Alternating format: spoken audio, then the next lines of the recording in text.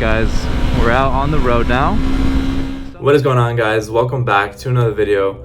I've been getting a couple comments asking how I record my videos on this channel. So I decided to make a video on my entire helmet cam recording setup and walk you guys through exactly how I set this up for all less than $400 on how I get perfect audio and video quality on my videos. So let's get right to it. So as you can see here, this is how it looks like. We are rocking the GoPro Hero 9 Black as our main recording device. And I've had this one for over 5 years now, and it does the job really well. We have the media mod attached to it as well. And the reason we got the media mod is that way we can plug in an external recording mic. And for the mic, as you can see in there, I don't know if you can see, we have a little purple panda lavalier mic in there. We'll go into more detail as well later on how we set that up. But yeah, it's just stuffed in there, that way it records the audio when I'm talking on my rides. Just a few cable adapters as well, we'll go into the specifics later. We have a little chin mount, and that's how we hook up the GoPro Hero 9 Black to it. And final thing is we just have a little ND filter right at the front here. And I'm gonna go ahead and deconstruct this, that way I can walk you guys through exactly how to set this up the same way I did. Okay, now that the helmet is completely deconstructed, we're gonna go step by step, okay? So starting, the very first thing you're gonna need to buy is a chin mount. And you literally get this from chinmounts.com. They're a company that makes these little 3D printed specific helmet chin mounts. You literally just stick it on with some 3M tape that comes already pre-installed. And the key for this is just letting it dry for at least 24 to 48 hours before you actually put some weight on it and sticking like a GoPro or DJI on it. After that, you're gonna need a couple little adapters. One of these guys. GoPro might already come with one, but I would recommend when you buy the chin mount, they actually sell something called an action pack that includes like every single little adapter and like little piece of screw that you'll ever need for recording. So I would highly recommend you get that action pack. It's a one-stop shop for everything you'll need. It comes with a whole bunch of different adapters, and this is one of them as well. I actually lost mine that came with the GoPro, so it was nice to get an extra one. And it also comes with these little screws. And what these little screws do is basically, it kind of reduces a lot of the bulk in the recording setup. Because originally you used like these giant adapters that have these like big ends to them. And those are kind of really clunky. So having these little minimal screws is really nice as well. But you just need a little Allen key to screw and unscrew these on.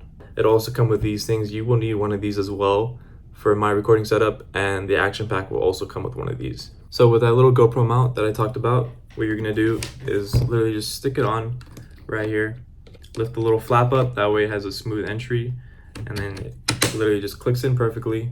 And then after that, what we're gonna do is we're gonna use that other adapter I talked about as well, this guy, and then we're gonna go ahead and put this on as well, like that. Hopefully you guys can see. But you stick that on, and then we're gonna use one of those little screws that it comes with. I believe it comes with two, the action pack. So you can just go ahead and screw that in there like that. And these little prongs are gonna go on the end of that new attachment that we just added, just like this. And you're gonna go ahead and use that other screw as well and attach it just like so. The other thing I forgot to go over is the ND filter I'm using. So in order to install that, you literally just untwist the old one. I don't have the old one right now, but it shouldn't look like that. It should have a different one on there. You literally just unscrew that. You get your ND filter, a little square like that, kind of twist it on to the left and then tighten it to the right. And it should just lock in place like that. And the reason for the ND filters is when you're recording out and it's really bright outside, it's gonna reduce all that glare, and that way you get crisp recording and not just too much glare. The only downside, I believe I'm using the 16. There's different levels to it. If you go too high, it'll look way too dark, and vice versa. If you go low, it'll look really bright. I went somewhere in the middle. 16 should be the middle ground, and that should be plenty for what you need. The only downside is when you go into dark places like tunnels and parking structures, it's gonna be really dark. And of course, I'll be including everything that I'm using in this video down below as well, so you can find everything really easily. Moving on, the main key to this entire setup, and probably the hardest part about getting like good motovlogging content, is the audio, because obviously you're going you know, down highways on a motorcycle with a bunch of wind noise, and the hardest part is getting crisp audio. And this is the secret right here. It's literally just a $35 Purple Panda lavalier mic, and you kind of just stick it in your helmet and it'll reduce all the wind noise and hopefully get you good audio.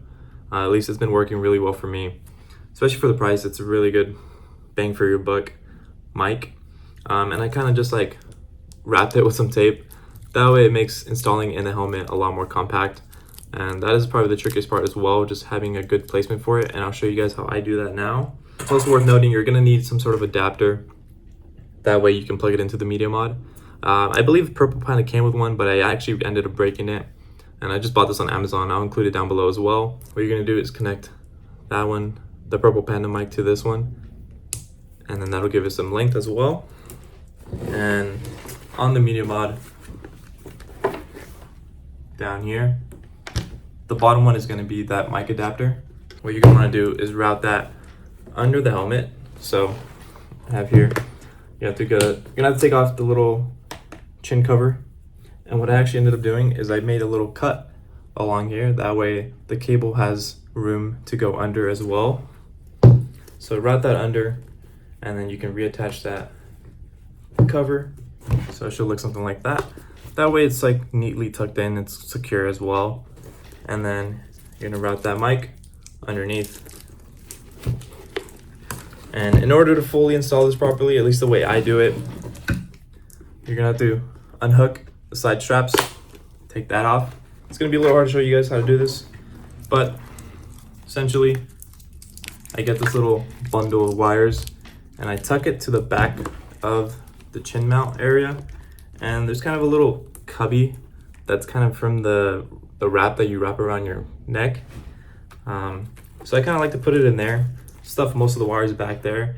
You want to make sure you can still clip on the plastics back onto your helmet. That way this helmet's still secure.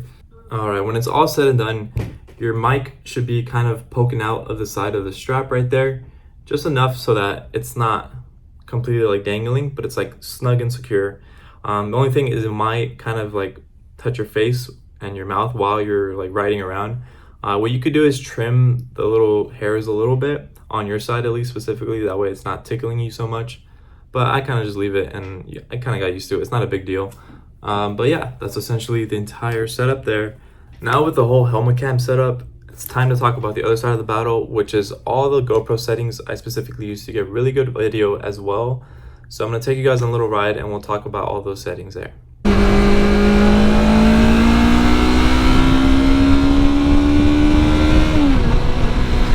Alright guys, we're out on the road now.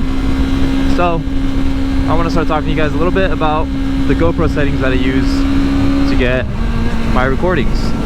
So obviously we're on the GoPro Hero 9, the black edition, and starting off with the FOV, we are going to be using Super View, of course, which is the widest angle you can possibly do on the Hero 9 at least.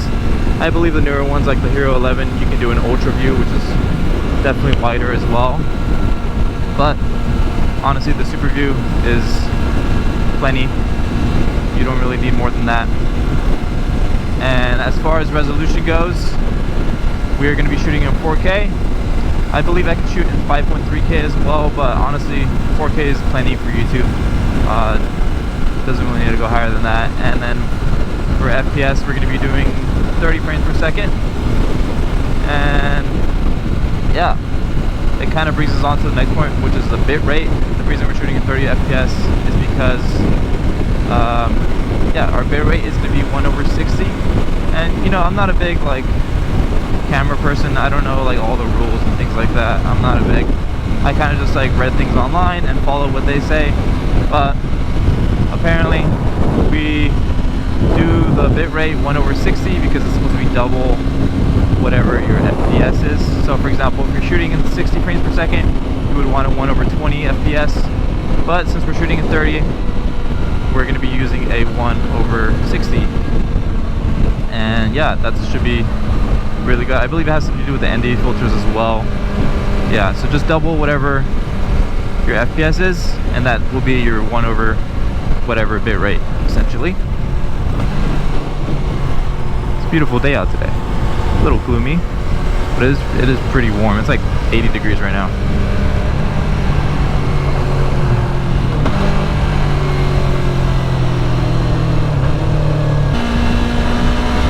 Moving on, one of the features that GoPro is known for is its hyper smooth feature, which basically allows you to remove a lot of the shakiness in videos.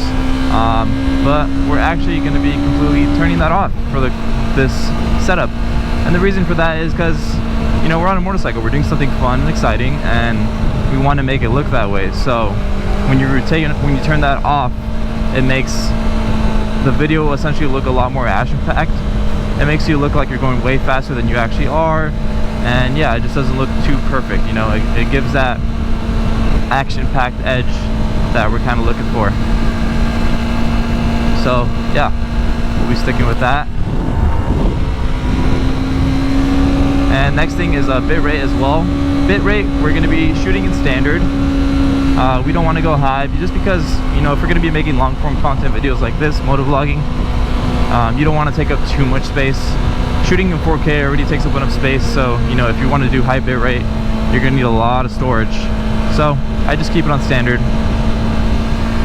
And then some other settings, we can do things like white balance. White balance, I just leave it on auto. I feel like GoPro is pretty good at doing that. Doesn't really need anything special. And yeah, and then for ISO, so the ISO, we're going to keep ISO min at 100 and the ISO max at 800. I know it has something to do with some lighting and like the brightness, but since we are using an ND filter, we want to keep the range pretty small. And I just keep it at that because that's what I read online works the best. So yeah, I don't really mess with it too much. It seems to be working well. Only thing, like I said before, is when you're in really dark areas, the capture is not going to be that great. It's going to be very dark. And those are pretty much most of the basic features. A couple other little things. Sharpness, I like to keep on high just to keep the quality crisp. And the final thing is keeping the color. I just leave that on default, or I think on my setting it says like GoPro, but that's pretty much just default. But yeah, and then obviously the audio setup, you're going to want to set that up so that the audio is coming through the media mod that you have installed on the camera.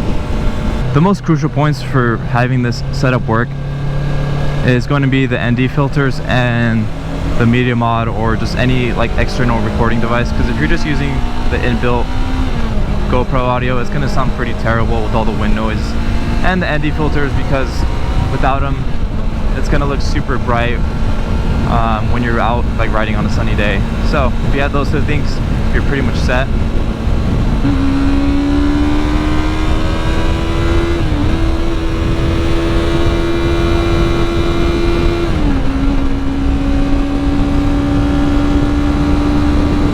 But yeah, that's essentially all I wanted to talk about in this video. I hope you guys enjoyed it, and if you guys are going to start using this setup, let me know how you like it. It's a pretty solid setup.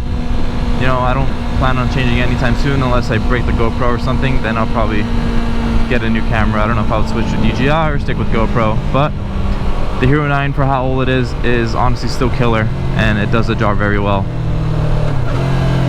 And the Panda mic's only 30 bucks too, and that's a killer bang for your buck as well. So yeah, if you guys like this video, please leave a like down below, and I'll answer any comments you leave as well. Subscribe if you're new to the channel, and there'll be some more motorcycle content coming very soon.